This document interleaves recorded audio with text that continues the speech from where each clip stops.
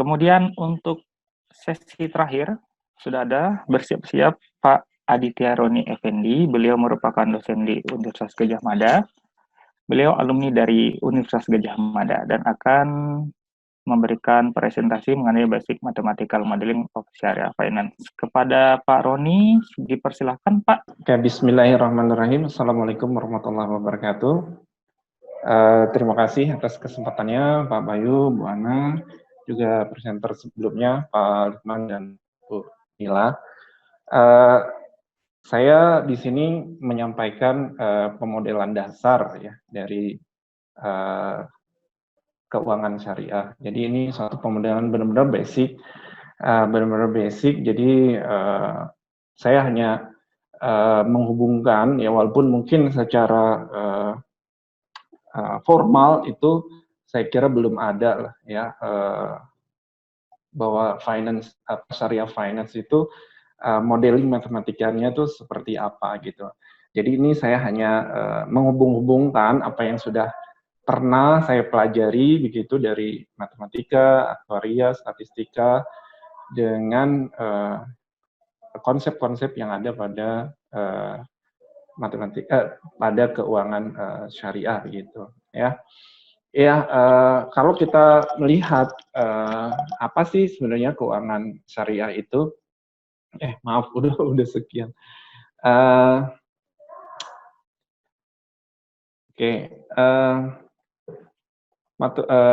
Keuangan Islam itu sebenarnya suatu kegiatan yang kegiatan aktivitas ekonomi gitu yang intinya di sini sesuai dengan syariat Islam atau hukum Islam. Nah, sebenarnya di dunia ini banyak sekali aktivitas-aktivitas kegiatan ekonomi begitu, baik yang sudah dibakukan maupun yang berjalan secara normal antara orang dengan orang ya, atau masyarakat gitu. Namun di sini Islam memiliki rambu-rambu gitu. Jadi ini ibaratnya seperti makanan lah ya. Kalau bisa kita perumpamakan, ini seperti makanan ya. Makanan itu banyak sekali di apa namanya di dunia ini gitu. Cuma di antara makanan itu ada yang boleh dimakan dan sebagian ada yang diharamkan oleh Allah ya. Allah mengharamkan misalkan daging babi, darah, bangkai dan seterusnya ya, seperti dalam surat Al-Baqarah itu adalah rambu-rambu bahwa secara umum aktivitas manusia itu sebenarnya diperbolehkan, tapi ada rambu-rambu di mana di beberapa jenis, beberapa item tertentu itu dilarang oleh Allah Subhanahu Wa Taala, zat yang memiliki kita semua di sini, yang memiliki semua sistem dan memiliki dunia dan langit, semuanya ini yang memiliki adalah Allah Subhanahu Wa Taala. Jadi inti praktis ya, apa namanya, kegiatan di dalam keuangan Islam ini adalah apa namanya, kegiatan yang sebenarnya sudah berlangsung seperti biasanya ya, seperti itu. Dan ini eksis atau ini sudah ada sejak sejak zaman Nabi Shallallahu Alaihi Wasallam. Cuma formalnya itu saya kira baru abad ke-20 lah orang mulai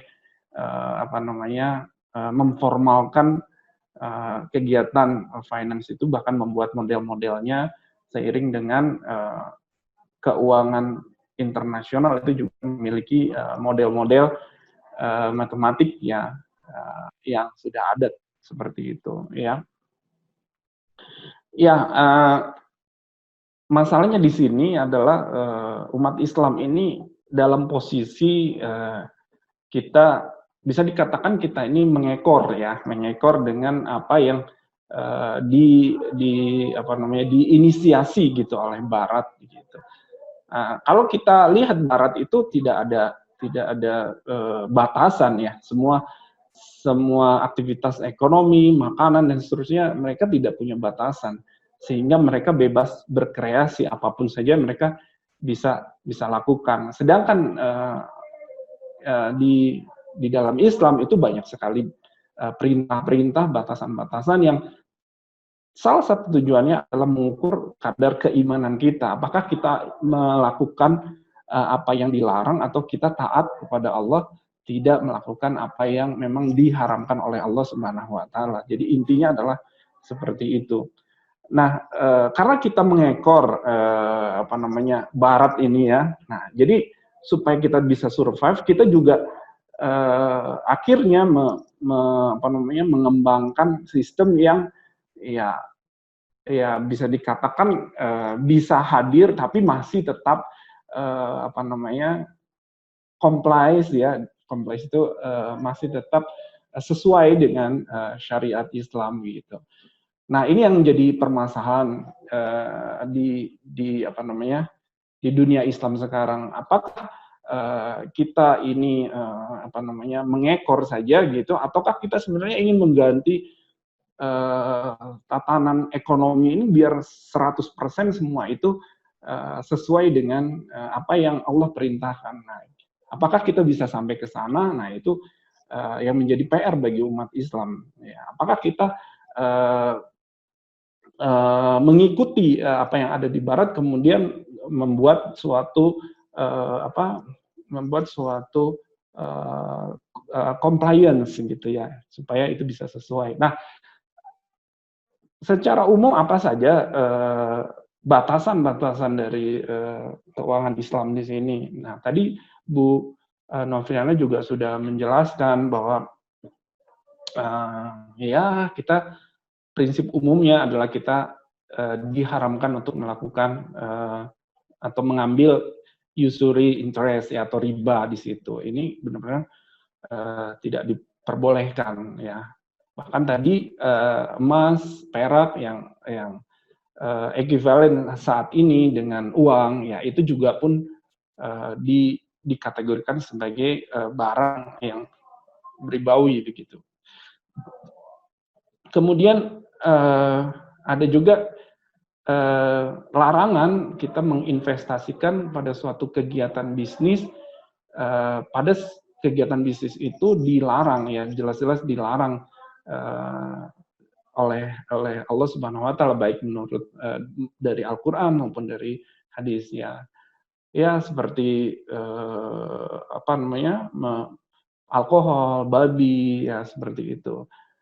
Ya, di tempat lain di mana rokok itu merupakan suatu kegiatan yang diharamkan, itu pun tidak diperbolehkan ya, invest di investasi-investasi di mana dia memproduksi rokok ya, seperti pabrik-pabrik rokok atau distribusi-distribusi dari rokok begitu. Nah, ini juga dilarang. Kemudian ada spekulasi ya, gambling itu juga dilarang. Ya, dan kemudian kegiatan yang menghasilkan ketidakpastian atau gharar di sini. Nah, apa yang prinsip yang lain yang bisa disampaikan sebagai tambahan di sini, bahwa setiap transaksi yang merupakan dasar dari setiap transaksi itu harus mempunyai dasarnya di sini adalah benar-benar barang gitu yang menjadi yang diperdagangkan. Jadi transaksi atau pertukaran harta di sini itu atas dasar satu aset ya, atau barang yang benar-benar real begitu. Nah, sehingga kegiatan transaksi yang merupakan derivat ya, turunan-turunan dari suatu transaksi ya, itu juga diharamkan oleh Islam ya. Jadi kalau kita melakukan suatu transaksi, kemudian transaksinya itu kemudian dijual kembali dan dijual lagi gitu ya, itulah yang menyebabkan dunia ini sedang ada dalam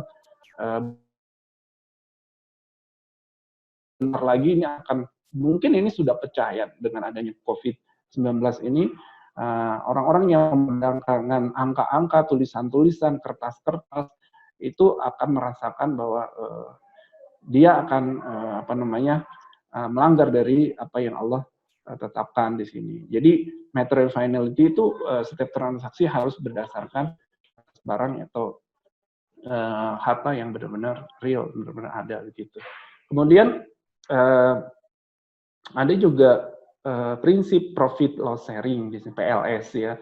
Di sini saling berbagi ya, berbagi untung dan juga berbagi kerugian. Jadi intinya dalam transaksi Islam itu harus ada kesepakatan bahwa rugi atau untung itu suatu hak prerogatif dari Allah Subhanahu wa taala. Jadi untung atau rugi itu sesuatu yang harus kita hadapi bersama-sama, baik pihak yang menginvestasikan hartanya maupun pihak yang beramal atau bekerja seperti itu. Jadi semua pihak-pihak yang bertransaksi yang dalam suatu investasi itu harus mau menghadapi keadaan yang namanya profit atau loss begitu. Jadi boleh ada suatu kondisi di mana orang itu pengennya profit aja terus begitu ya.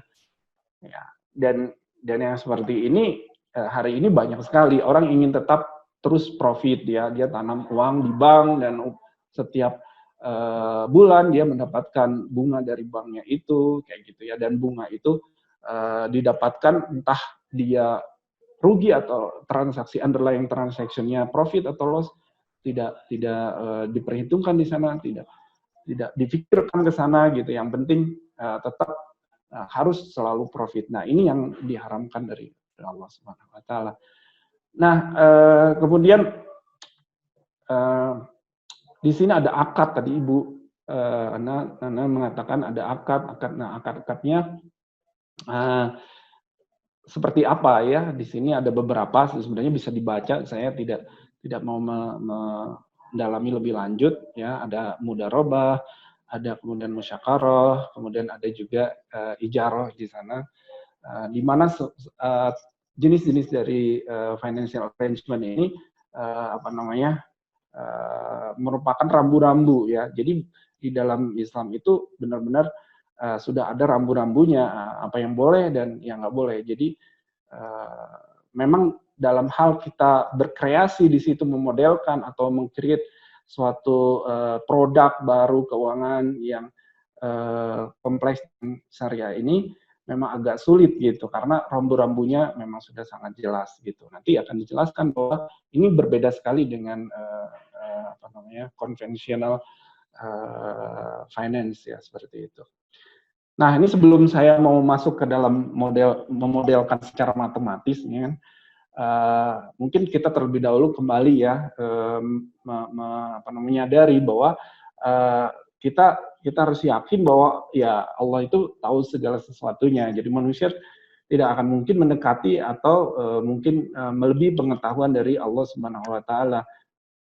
Ya, jadi kalau kita membuat suatu model, ya itu model itu karena keterbatasan kita saja gitu ya. Yang kita bisa lakukan adalah ya seperti itu ya. Jadi manusia itu tidak punya kejelasan atas kepastian, atas benar atau tidaknya ya model yang kita berikan ya. Sebagai contoh, beberapa saat yang lalu banyak ahli matematika ditanya, bisa nggak kalian memodelkan tentang pandemi COVID-19 gitu. Banyak sekali model-model matematika, tapi bisa kita lihat banyak sekali model-model tersebut berguguran satu persatu dan tidak sesuai dengan kenyataan hingga pada hari ini, pada bulan Juli ini sebenarnya pandemi itu sebenarnya masih ada gitu ya, masih ada. Jadi di sini kita punya batasan. Jadi karena pengetahuan kita itu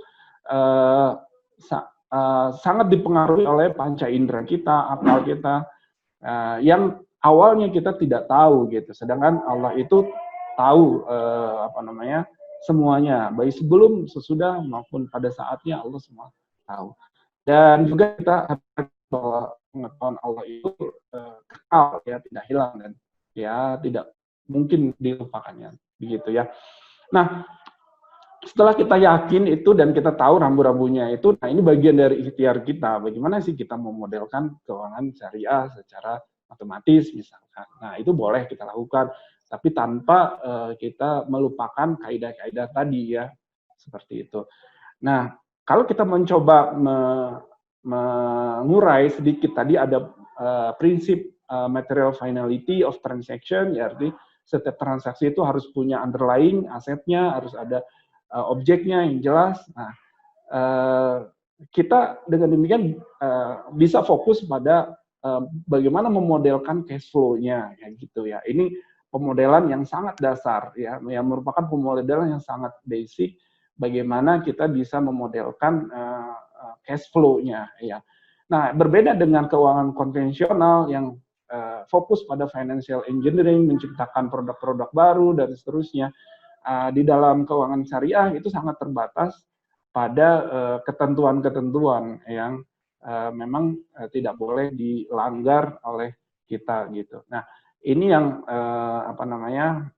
harusnya menjadi batasan kita. Nah, saya ingin membuat satu model saja dan ini sangat terbatas pada pengetahuan saya gitu ya. Yang tadi saya katakan ya, saya akan coba hubungkan antara ilmu yang didapat dengan konsep-konsep syariah ya gitu. Jadi silakan berpendapat atau arguing apakah ini tepat atau tidak tepat, dan saya setuju dengan Pak Lukman sebelumnya, kita jangan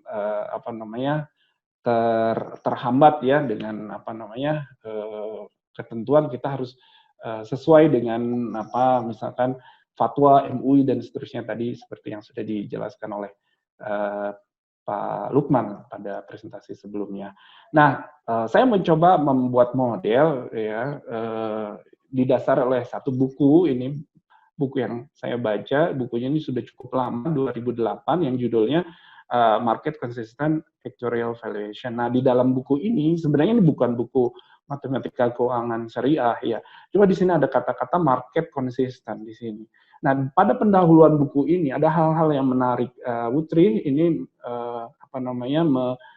membuat suatu daftar pada tahun 2008 saja, daftarnya sudah cukup panjang tentang institusi-institusi keuangan yang failure, yang bangkrut, yang hancur gitu karena tidak menerapkan prinsip market consistent kayak gitu. Artinya apa yang mereka kerjakan atau perusahaan-perusahaan itu kerjakan itu hanya berdasarkan angka-angka saja ya, data-data saja, tapi tidak sesuai dengan kenyataannya marketnya. Intinya akan terjadi kehancuran ya, atau suatu transaksi atau suatu keadaan di mana suatu perusahaan yang bertransaksi ekonomi tanpa mempunyai underlying aset ya, atau tidak sesuai dengan market seperti itu. Nah, kemudian dari buku ini bisa kita bukunya sangat matematis dan ini akan saya jelaskan sedikit basic begitu dari buku ini. Jadi seperti tadi dikatakan bahwa menurut prinsip material finality of the transaction ya, pokoknya semua transaksi itu harus ada underlying-nya ya.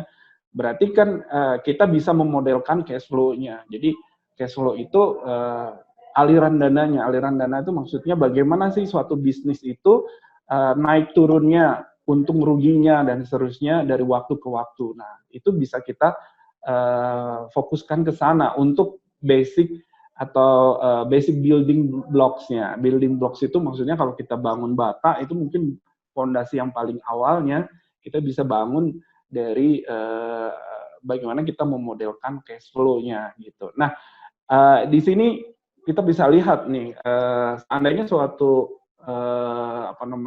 transaksi keuangan ya atau suatu perusahaan itu memiliki aset dan kemudian menjalankan kegiatan usahanya ya. Nah, ini tentunya ada hasil yang didapat ya dari transaksi tersebut, kadang tinggi, kadang rendah dan seterusnya. Nah, pertanyaannya muncul bagaimana kita bisa memodelkan nih transaksi-transaksi ini gitu ya ke dalam secara matematis. Jadi modeling dasar benar-benar basic ya, benar basic dari pemodelan tersebut. Nah, kalau di probability, kalau kita belajar teori probability di sana dimulai dengan kita mempunyai probability space ya, suatu ruang peluang ya, di mana di situ ada omega, ada F, ada P, ya, ada filtrasinya, ada ukuran peluangnya, kemudian sifatnya dia increasing sigma field gitu ya, himpunan kosong sampai dengan semuanya termasuk di sana. Nah, ini kita anggap, kita asumsikan ya apa namanya, cash flow itu bagian daripada itu ya, ikut pada apa namanya, sifat-sifat tersebut ya kan begitu.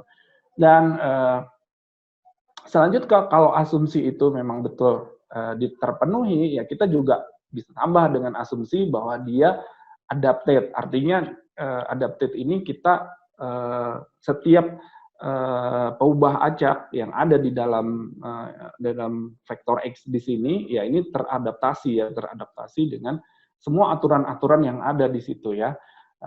Harus terukur di sana, terus kemudian ya kalau probability punya ukuran khusus, ukuran probability. Nah, ini mungkin bisa dipelajari dalam teori probabilitas gitu ya. Basic teori probability seperti itu. Dan di sini kita punya random cash flow di sini, random cash flow. Random cash flow ini bisa dikatakan ada pembayaran. Nah, ini sebenarnya yang digambarkan di sini ini selalu di atas sumbu ini ya, sumbu X ini ya. Tapi mungkin saja terjadi suatu kasus di mana terjadi kerugian ya, kerugian sehingga mungkin ada arus transaksi yang di bawah nol ya, terjadi kerugian seperti itu. Intinya kita tidak tahu sesuatu ya, cuma kita usahakan itu memodelkan itu dengan apa namanya, setiap cash flow itu merupakan suatu cash flow pada saat T itu merupakan suatu random atau variable atau perubahan acak ya pada saat T gitu ya. Nah, ini nanti bisa kita modelkan berdistribusi apa gitu ya, terserah gitu. Nah, di sini kalau kita masuk ke dalam basicnya di sini, X ini tentu ada suatu vektor yang isinya adalah variable random di sini. Ya tentu punya syarat-syarat tertentu ya, nggak bisa sembarangan. Karena kita tahu kalau dia berupa variable random ya, kita kadang menarik ekspektasinya, menarik variansinya begitu ya.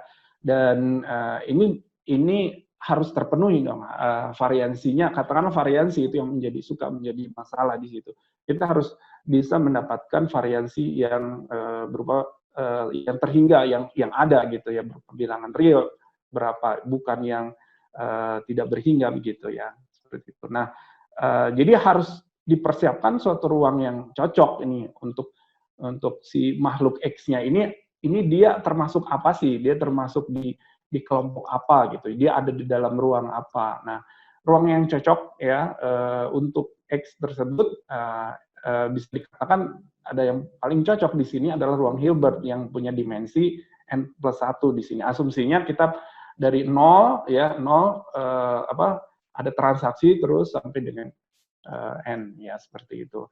Sehingga kita juga harus mengasumsikan bahwa semua komponen vektor dari X ini bisa dijumlah kuadratkan atau di square integerable gitu ya.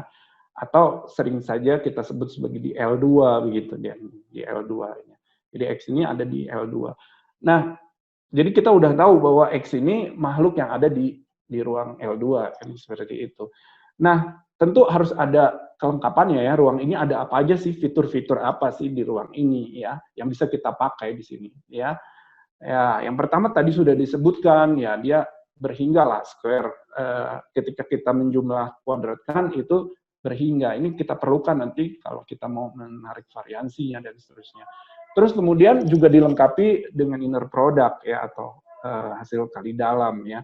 Dan juga kita dapatkan apa namanya, normnya, apa namanya, mutlaknya gitu ya. Jadi untuk mengukur mutlaknya. Jadi si ruang ini sudah cukup dilengkapi dengan ini semua. Nah, khusus untuk hasil kali dalam atau inner produknya nanti kita kepakai untuk mencari valuasi ya, mencari valuasi dari suatu vektor X begitu. Ya, seperti itu. Nah, Apa sih yang dimaksud valuasi? Jadi, valuasi ini tidak lain adalah memberi satu nilai ya moneter, di sini uang begitu ya, dari X ya pada saat T-nya sama dengan 0. Jadi kalau saya punya transaksi-transaksi seperti ini gitu ya, saya ingin dapatkan satu nilai ya di bilangan real, nilainya bisa dikonversi ke moneter ya berapa rupiah begitu ya dari transaksi ini di posisinya di 0 gitu.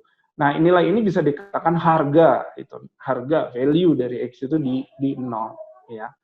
Ya, seperti itu. Ada yang mengatakan ini adalah present value, tapi ini kalau ini banyak ya kita ingin mendapatkan total transaction ini di titik 0 ini berapa sih nilainya ya. Tujuannya apa? Tujuannya adalah ketika bisnis itu dimulai atau kontrak itu dimulai nantinya, kita sudah memperkirakan, sudah bisa memperkirakan. Tentunya atas izin dari Allah ya. Kalau Allahnya tidak berkehendak, tentunya tidak akan tercapai juga apapun model apapun apa namanya kita buat ya. Kita selalu punya batasan ya. Kita kembali lagi kepada prinsip yang tadi gitu. Apapun yang kita lakukan itu hanya sebatas apa yang kita ketahui, yang sebelumnya kita nggak tahu, kemudian kita jadi tahu, seperti itu saja.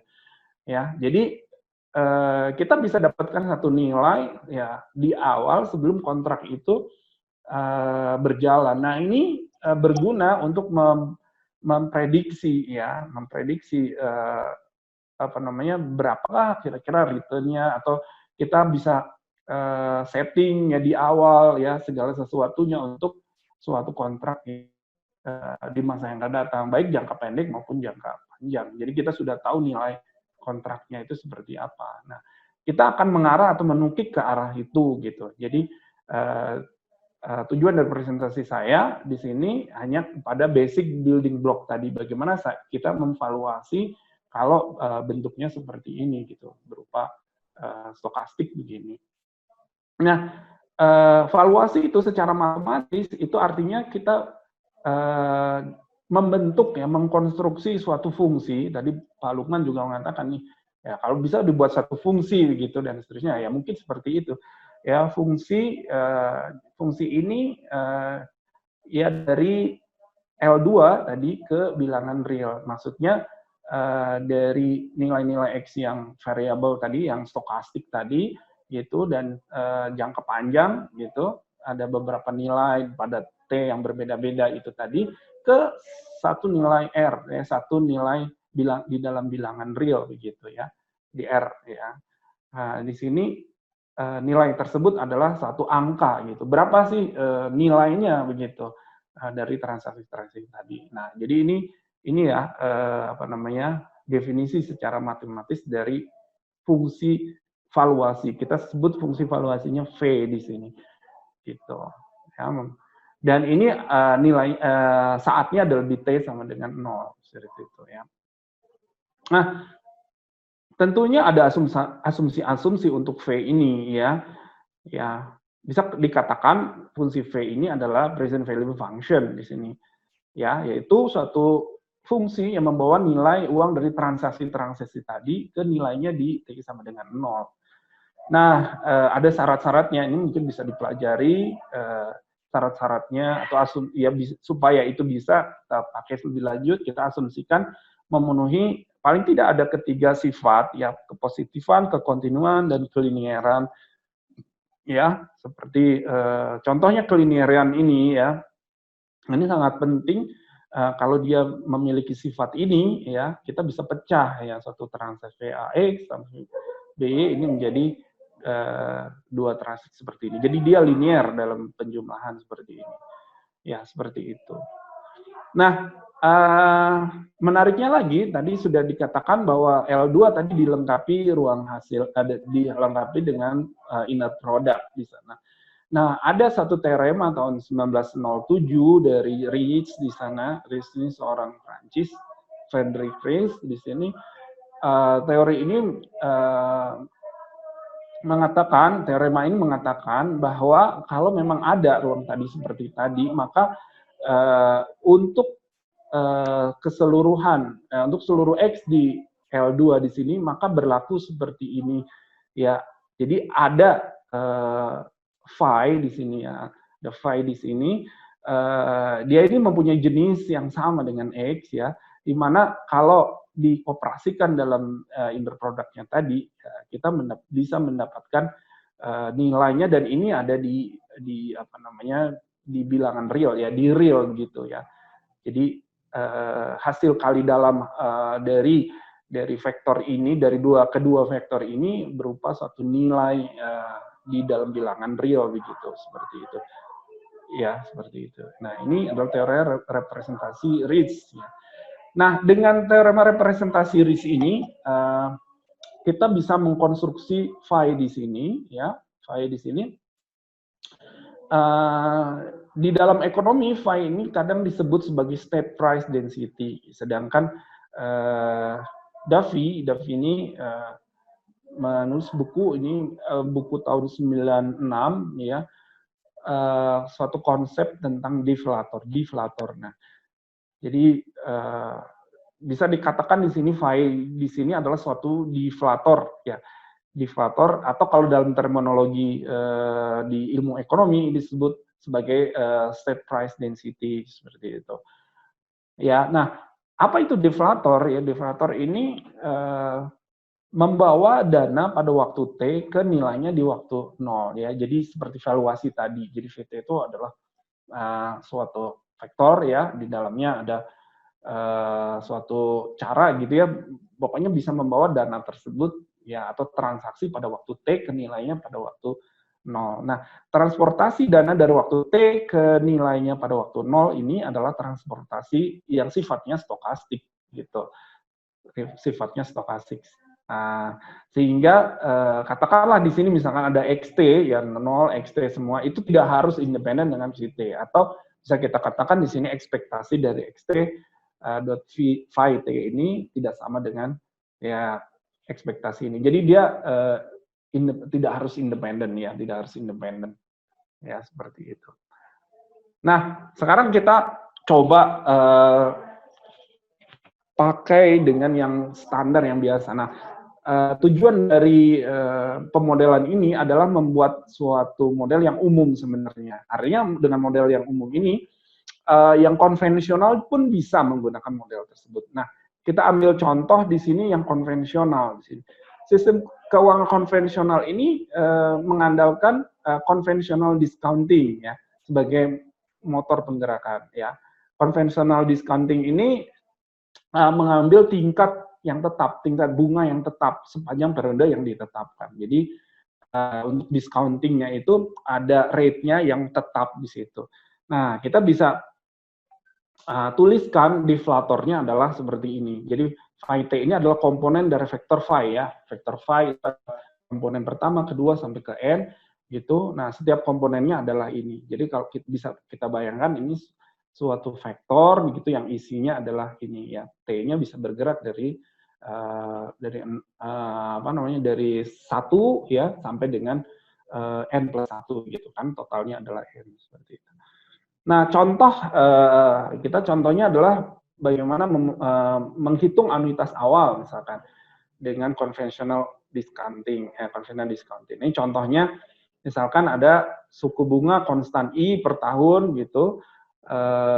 Kemudian apakah langkah-langkah yang diperlukan dalam menghitung nilai sekarang, misalnya dari pembayaran sebesar 1.000 di awal tahun sampai dengan N tahun ke depan. Jadi kita ingin mencari nilai sekarangnya dari pembayaran yang konstan setiap tahun 1.000 sampai dengan N tahun ya, seperti biasa gitu ya.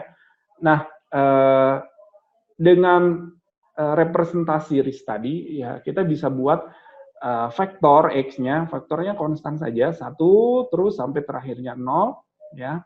1 dari 0 sampai N, di sini berarti ini ada N plus 1 begitu ya, N plus 1 anggotanya di sini, itu adalah X-nya ya. Jadi X-nya ini boleh diisi sebagai konstan, boleh juga sebagai peubah acak begitu ya.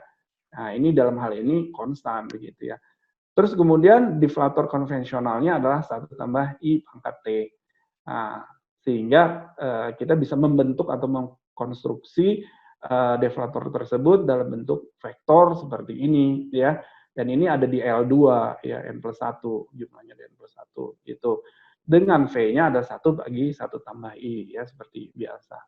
Nah, kalau kita mau menghitung nilai annuity dari 1.000 tadi ini yang dibayarkan setiap tahun sampai dengan N tahun ke depan, ya, kita bisa lakukan dengan representasi ini ya, 1.000 dikali V, fungsi tadi, fungsi memvaluate dari X, begitu, ya. Nah, fungsi dari valuate X ini sama aja dengan kita mengalihkan secara hasil kali dalam, ya, mengalihkan inner, ya, produk antara X dengan Y tadi, ya. Ya, Y tadi. Y tadi kan sudah kita isi seperti ini tadi, ya. 1 tambah ini kalau kita kita kalikan dalam, kita inner produkan, kita akan dapatkan seperti ini, ya kan? Seperti ini. Nah, jadi ini persis sama dengan yang kita jumpai mencari nilai sekarang dari suatu annuities, ya. Demikian representasi risk tadi itu juga berlaku untuk konvensional, ya, asuransi konvensional. Contohnya nih, kalau I-nya 12% per tahun dengan N-nya 10, kita bisa hitung, ya, nilai sekarang dari anuitas awal itu adalah 6937,7. Nah, di sini letak usurinya, letak ribawinya, ya. Jadi Anda mendapatkan nilai yang saat ini 6937 misalnya, hampir 7.000 lah, ya, 7.000. Suatu harta, properti, barang, mobil, apa ya, senilai katakanlah 7.000. Tapi Anda harus membayar kembali kepada pihak yang meminjamkan Anda itu sebesar 1.000 sampai dengan katakanlah 10 tahun begini. Jadi Anda dapatkan saat ini 7.000, tapi Anda harus bayar 1.000 sampai dengan 10 tahun. Nah, ini letak kezalimannya lah, ya, kalau kita lihat bahwa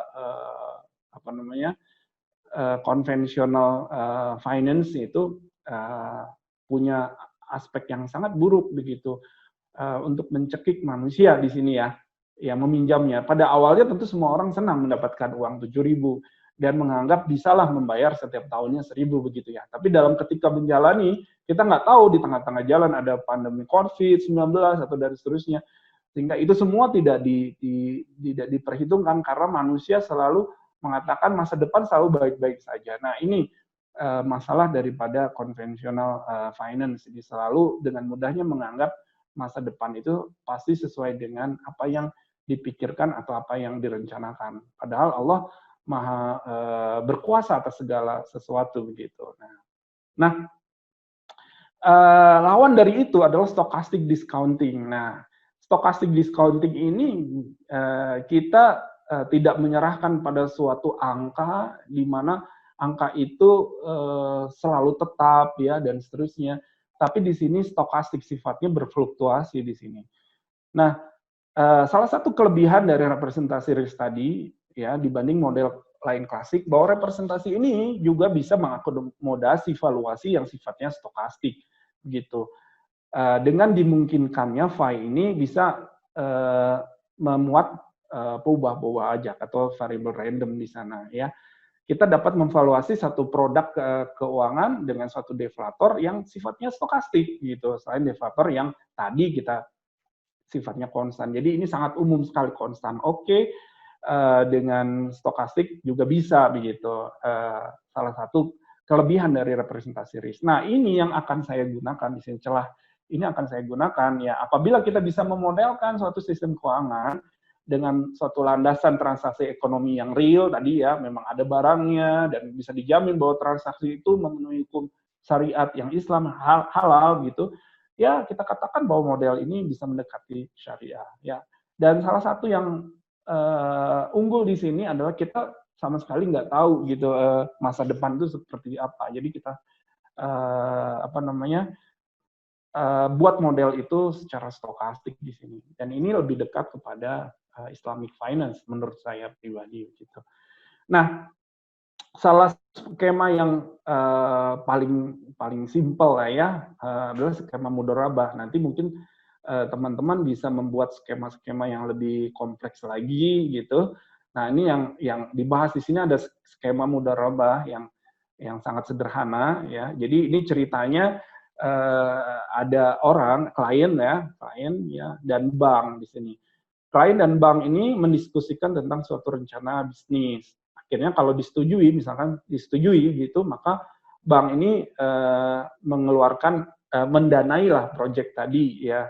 Ya, dia mengeluarkan capital investment ya. Ada CI-nya dikasih capital investment di situ kepada klien di sini. Nah, akhirnya klien menjalankan bisnisnya dan ya mempersiapkan dan menjalankan bisnisnya kan si kliennya ini. Nah, bisnis tadi kemudian mengenerate atau menghasilkan profit baik positif maupun negatif kan begitu ya. Nah, kalau profitnya positif maka akan dibagi ya, akan dibagi menurut klien ya, dibagi antara klien dan bank ya, menurut suatu rasio yang sudah disetujui sebelumnya, misalkan 30-70, 40-60, atau 50-50, terserah, pokoknya sudah ada pre-agreed ratio-nya, itu sudah ditetapkan sebelumnya. Nah, kalau hasilnya negatif gitu, artinya bukan profit tapi loss di situ, maka itu akan diabsorb oleh bank ya. Ya, akan diabsorb oleh bank karena bank juga harus ambil risiko ya terhadap suatu investasi. Dia nggak hanya set up suatu CI atau capital investment yang dia pikir semua itu akan positif profitnya ya gitu. Dia juga harus prepare kalau misalkan bank tersebut akan mendapatkan negatif profit seperti itu ya. Nah, kalau kita bertanya gimana kalau letak model matematikanya di sini, nah, model matematikanya ada di sini ya kan, situ. Jadi investasi tadi akan menghasilkan cash flow ya kan, cash flow-nya bisa positif, bisa negatif. Nah, ini yang akan kita modelkan ya, stochastic modeling ya. Nah, katakanlah rasionya disetujui alfa dengan 1 min alfa ya, dengan alfa untuk robul malnya ya, yang banknya begitu, sedangkan 1 minus alfa untuk modal risk-nya gitu di kliennya ini. Dan ada capital investment ini adalah uang ya, dana yang diberikan oleh bank ya pada klien untuk set up bisnis, untuk menjalankan bisnisnya seperti itu. Dengan demikian diperkirakan nilai sekarang ya dari profit yang akan diterima oleh Rabul Mal ya.